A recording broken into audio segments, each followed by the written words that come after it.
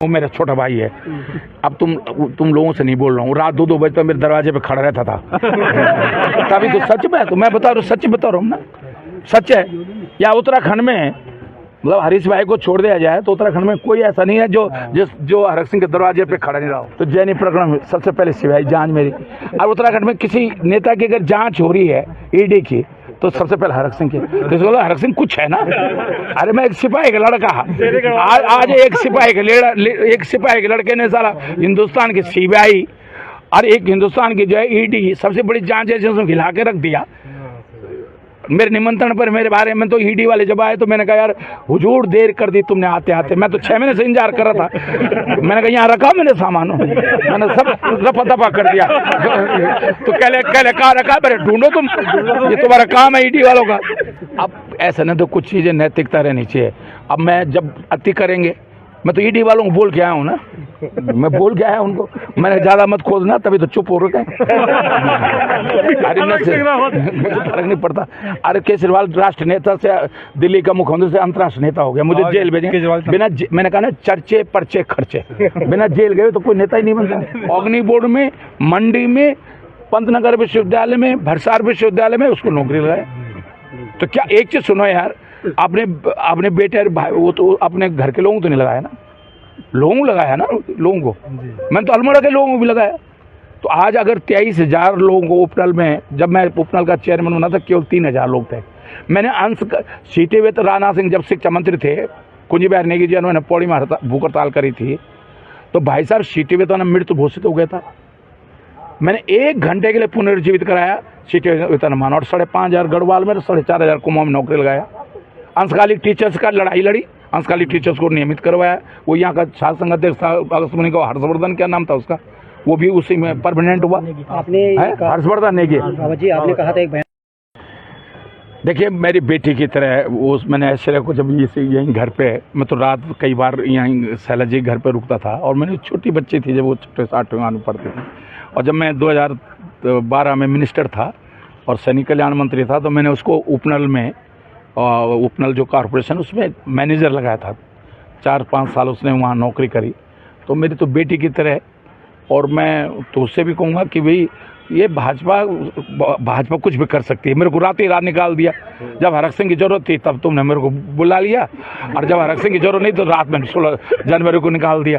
तो ये भाजपा कुछ भी कर सकते। मैं तो बचपन से रहा हूँ भाजपा में। आपने कहा मैनेजर लगाया, मैंने कहा इस तरह से लगाते थे आप?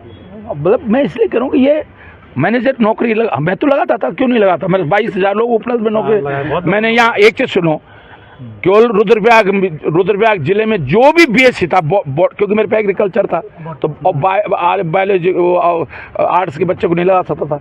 जो भी बीएससी था यहाँ, केवल रुद्रप्रयाग विधानसभा नहीं, पूरे जिले में जो भी बीएससी बॉटनी से था, जंतु विज्ञान से था, मैंने सीड सर्टिफिकेशन में, ऑर्गेनिक में, और आज उधम सिंह नगर में 250-300 लड़के अब वो परमानेंट हो गए सब। काशीपुर रुद्रपुर में जितने लोग नौकरी कर रहे हैं वो मैंने लगाए नौकरी बहुत पकड़ शैलजा जी से कर लाओ लोग, किसी से कर, लक्ष्मण को बोलता था, जिंगवाण जी बोलता था, इनसे बोलता था, लाओ भाई कोई बीएससी लड़का है बॉटनी से। उस व्यक्तिगत रूप से मेरे बहुत अच्छे संबंध है आशा नौटियाल से, मेरी छोटी बहन है। और अच्छा है कि भाई मैंने तो उसको बहुत नीचे से देखा है, परचून से, छोटे से कीमत की दुकान से देखा है। अपने पति को कई बार वो जब वो टिफिन में खाना लाती थी दिन में, मैंने तब से देखा उस लड़की को।